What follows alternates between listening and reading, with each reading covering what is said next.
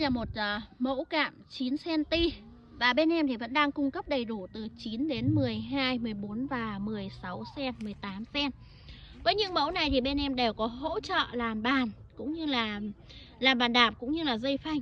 Bác nào mà có nhu cầu thì cứ alo trực tiếp cho bên em nha.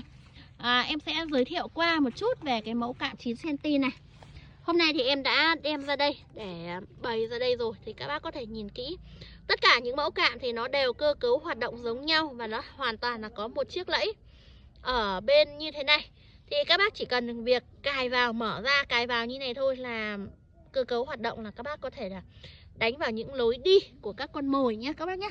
Đấy, riêng mẫu cạm kiềng này thì đánh vào lối đi chứ không cần phải đánh theo mồi. Đó, thì bác nào mà có nhu cầu với những cái mẫu cạm này thì các bác hãy alo trực tiếp cho bên em nha.